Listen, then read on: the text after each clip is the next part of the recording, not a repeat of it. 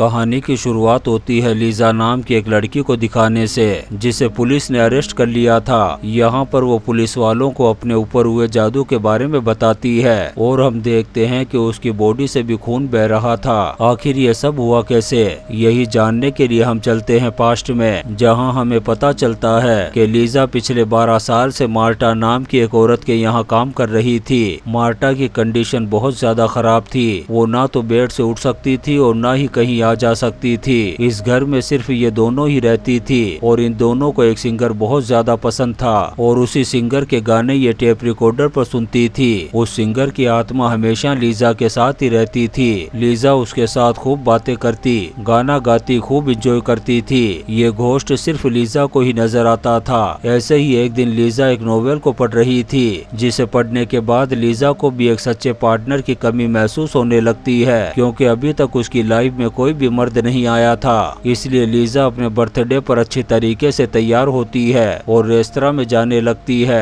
ताकि वहां पर उसे अपना कोई पसंदीदा पार्टनर मिल सके। मार्टा भी चाहती थी कि लीजा अपना घर बसा ले, इसलिए वो भी इसे जाने से मना नहीं करती। लेकिन उस सिंगर घोस्ट को ये बिल्कुल भी पसंद नहीं था कि लीजा उसके अलावा किसी और मर्द से रिलेशन रखे। इसलिए वो घोस्ट गुस्से में आकर के मार्टा का काम तमाम कर देता है। वहीं दूसरी तरफ हम रेस्टोरेंट में लीजा को देखते हैं, जिसके सामने एक आदमी बैठा हुआ था। लीजा इस आदमी को लेकर के अपने हसीन सपने देखने लगती है। तभी अचानक से उस आदमी की वाइफ उसके पास आकर के बैठ जाती है। ये देखकर के लीजा को बहुत बुरा लगता है कि आज भी उसे अपना पार्टनर नहीं मिला। फिर लीजा जब घर पहुंचती है तो उसे मार्टा की मौत के बारे में पता चलता है। मार्टा के घर वाले भी यहाँ पर आए हुए थे, जो कि लीजा पर इल्जाम लगा रहे थे कि उसने इस घर पर कब्जा करने के लिए मार्टा को मौत के घाट उतार दिया। लेकिन मार्टा का एक रिश्तेदार जिसका नाम हेनरी था, वो लीजा के साथ काफी अच्छा बिहेव करता है। लेकिन आखिर में लीजा को घर से निकाल दिया जाता है। पर हेनरी के अच्छे बिहेवियर की वजह से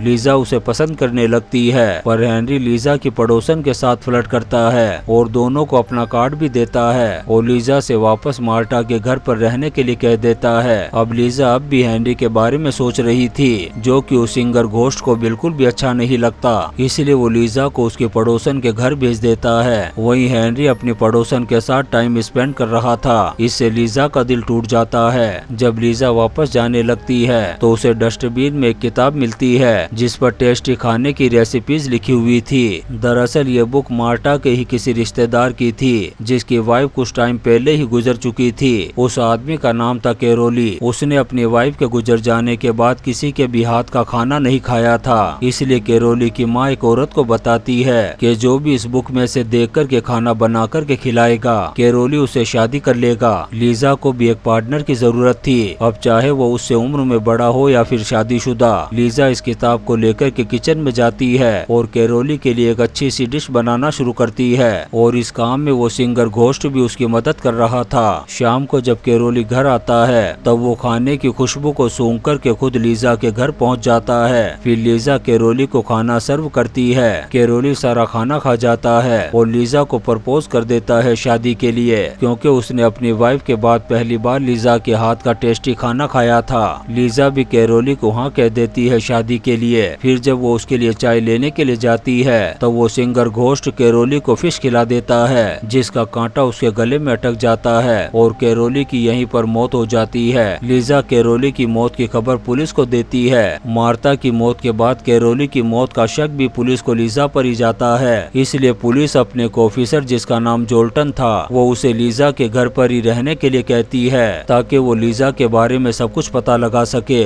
लीजा भी पैसों की तंगी की वजह से जोल्टन को किराए पर घर दे देती है, लेकिन उसे ये नहीं पता था कि ये जोल्टन उसी की जासूसी करने के लिए आया था। जोल्टन अब लीजा के घर में रह कर के नजर रखता है उस पर, लेकिन कुछ ही दिनों में जोल्टन को समझ में आ जाता है कि लीजा एक बहुत ही नेकदिल और अच्छी लड़की है, जो इंसान तो क्या किसी चींटी को भी नहीं मार सकती। इसलिए जोल्टन पसंद करने लगता है लीजा को। लेकिन ये बात उस सिंगर घोस्ट को बिल्कुल भी पसंद नहीं आती, इसलिए वो जोल्टन को भी मारने का प्लान बना लेता है। लेकिन उसका ये प्लान कामयाब नहीं हो पाता और जोल्टन की जान बच जाती है। वहीं लीजा अभी भी हेनरी से प्यार करती थी, इसलिए वो रेस्टोरेंट में उससे मिलने के लिए जाती है। लेकिन हेनरी लीजा पर ज्यादा ध्यान नहीं देता और उसी पड़ोसन के साथ यहाँ से चला जाता है, जो चीज लीजा को बिल्कुल भी पसंद नहीं आती। लीजा रेस्टोरेंट में बैठी हुई एक औरत को देखती है जिसके पास एक आदमी आकर के बैठता है। वो उस औरत से बहुत ही अच्छे तरीके से बात कर रहा था। उस औरत के पास एक किताब थी जिसमें लड़कों को फंसाने के तरीके लिखे हुए थे। लीजा भी घर जाते वक्त वैसी ही किताब खरीद लेती है और उसे पढ़ने लगती है और डिसाइड करती है कि वो भी अपना ड्रेसिंग सेंस चेंज करेगी। लेकिन लीजा के पास तो इतने पैसे भी नहीं थे कि वो अपने लिए एक नई ड्रेस खरीद सके, इसलिए लीजा घर के पर्दों को ही काट कर एक शॉर्ट ड्रेस बना कर के पहन लेती है। फिर अच्छे से मेकअप करके तैयार हो जाती है। इसके बाद वो फिर से पार्टनर की तलाश में पहुंचती है उसी रेस्टोरेंट में, जहां पर लुडविक नाम का एक लड़का आता है उसके पास, जो लीजा को फूल देता है। वो उसकी खूबसूरती देख कर के उसे पसंद करने लगा था। यहाँ पर लुडविक फौरन लीजा को प्रपोज कर देता है। ये देख कर के तो लीजा की खुशी का ठिकाना ही नहीं रहता। वो फौरन लुडविक को इनवाइट कर देती है अपने घर आने के लिए। जब लुडविक लीजा के घर पर आता है तब वो घोस्ट सिंगर उसके ड्रिंक में कुछ मंत्र पढ़ कर के फूंक देता है। कुछ देर तक तो लुडविक एकदम सही रहता है, डांस भी करता है। फिर अचानक से वो बेहोश होकर के गिर जाता है लीजा के ऊपर और यहीं उसकी मौत हो जाती है। लुडविक की मौत का पता पुलिस को भी चल जाता है और इस बार भी उन्हें यही लगता है कि उसे भी लीजा ने ही मारा होगा। पुलिस अफसर जोल्टन को डांटते भी हैं कि उसने अब तक लीजा के खिलाफ कोई सबूत इकट्ठा क्यों नहीं किया। इधर हम लीजा को देखते हैं जिसे किताब मिलती है जो फॉक्स फेरी के बारे में थी। लीजा को पता चलता है कि अगर किसी पर जादू कर दिया जाए तो उसे प्यार करने वाले आदमी की मौत हो जाती है और ठीक वैसा ही लीजा के साथ हो रहा था। लीजा से जो भी आदमी प्यार करता उसकी मौत हो जाती थी। ये जादू करने वाला कोई और नहीं बल्कि वही सिंगर घोस्ट था जो लीजा के करीब आने वाले हर आदमी को ऊपर पहुंचा रहा था। घोस्ट जोल्टन को मारने की बहुत कोशिश करता है लेकिन हर बार वो बच जाता है, बस उसे थोड़ी बहुत चोट आती है। लेकिन लीजा को इस बात की बिल्कुल भी खबर नहीं थी कि घोस्ट ही सभी आदमियों को मार रहा था। लीजा ये कहानी घोस्ट को भी सुनाती है, फिर उसे अपने साथ लेकर के जाती है उस लाइब्रेरी में ताकि फॉक्स फेरी के बारे में और अच्छे तरीके से जान सके। यहाँ लाइब्रेरी में लीजा की मुलाकात फेरिक नाम के एक आदमी से होती है। वो लीजा की खूबसूरती देख कर के उस पर दिल हार जाता है, लेकिन बात आगे बढ़ती इससे पहले ही वो घोस्ट उसे बैठा देता है नासा के रॉकेट में। ये देख कर के लीजा घबरा जाती है और भाग जाती है यहाँ से, लेकिन लाइब्रेरी के बाहर उसका रुमाल गिर जाता है जिसे एक आदमी ने उठा लिया था। वो लीजा का पीछा करने लगता है ताकि उसका रुमाल लौटा सके। घोस्ट इसे भी मारने की कोशिश करता है और ये आदमी आ जाता है एक बस के सामने, जिससे इसकी भी यही लीला यहीं पर समाप्त हो जाती है। लीजा ये देख कर के बहुत ज्यादा परेशान हो जाती है और वापस आ जाती है अपने घर पर। लीजा जब अपने घर की बालकनी में खड़ी होती है तभी वो एक आदमी को देखती है जो दूर एक छत पर खड़ा था, जो लीजा को प्यार भरी नजरों से देख रहा था। लेकिन ये बात उस सिंगर घोस्ट को बिल्कुल भी अच्छी नहीं लगती और अचानक से वो आदमी छत से गिर जाता है और उसकी मौत हो जाती है। ये देख कर के लीजा अपने कमरे में आकर के रोने लगती है और सोचती है कि उसे अपना लाइफ पार्टनर कभी नहीं मिलेगा और अब तक उसकी वजह से कितने लोग मारे गए। तभी जोल्टन आ जाता है यहाँ पर, जो अभी भी इसी घर में रह रहा था। लीजा अपना दुख जोल्टन को बताती है, लेकिन जोल्टन को उसकी बातों पर बिल्कुल भी यकीन नहीं होता क्योंकि वो भी लीजा से प्यार करता है और वो अब भी जिंदा था। लीजा फॉक्स फेरी वाली किताब जोल्टन को दिखाती है जिसका एक पेज मिसिंग था। जोल्टन को पता था कि वो पेज कहाँ है। दरअसल घोस्ट ने उस पेज को निकाल कर के दीवार पर चिपका दिया था, जिसे जोल्टन वापस से किताब में लगा देता है। लीजा जब उस पेज को पढ़ती है तो उसे पता चलता है कि इस फॉक्स फेरी के जादू को भी खत्म किया जा सकता है और इसका भी एक ही तरीका था कि जो शख्स फॉक्स फेरी की सच्चाई जानने के बाद लीजा से प्यार करेगा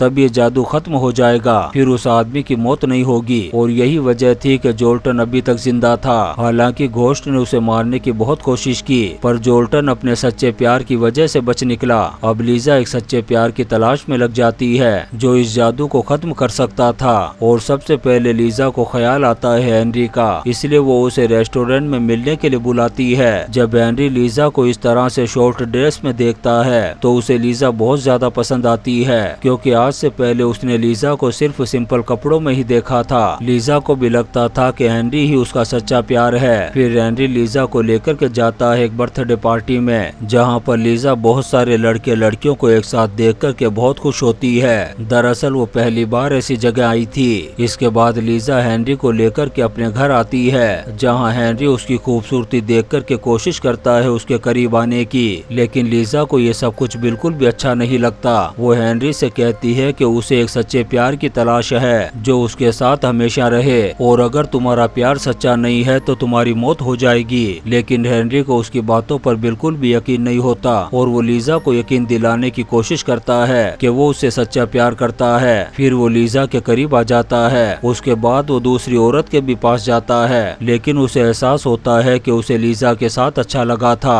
हेनरी लीजा को पसंद करने लगा था, इसलिए घोस्ट इसका भी काम तमाम कर देता है। हेनरी की मौत के बाद लीजा पूरी तरह से टूट जाती है और अब लीजा फैसला करती है कि वो अपनी वजह से अब किसी की भी जान नहीं जाने देगी, इसलिए वो किसी भी आदमी की तलाश नहीं करेगी। फिर जब वो सोती है तब वो एक सपना देखती है जिसमें घोस्ट उसे अपने दिल की बात बता रहा था कि जब मैंने तुम्हें पहली बार देखा था तभी मुझे तुमसे प्यार हो गया था, इसलिए मैं अपनी दुनिया को छोड़ करके यहाँ तुम्हारी दुनिया में तुम्हारे साथ रहता हूँ। मैं तुम्हारे करीब आने वाले हर शख्स को मौत के घाट उतार दूंगा। वो घोस्ट लीजा से कहता है कि तुम अपने आप को मार दो ताकि हम दोनों दूसरी दुनिया में एक साथ रह सकें। लीजा को कुछ भी समझ में नहीं आता, लेकिन आखिर में वो उसकी बात को मान लेती है क्योंकि वो अपनी जिंदगी में बिल्कुल अकेली थी। ना तो कोई उसका पार्टनर था और ना ही कोई फैमिली मेंबर। लेकिन तभी अचानक से लीजा को हेनरी की याद आ जाती है। लीजा कहती है कि प्लीज हेनरी को वापस मेरे पास भेज दो। ये बात उस घोस्ट को बिल्कुल भी पसंद नहीं आती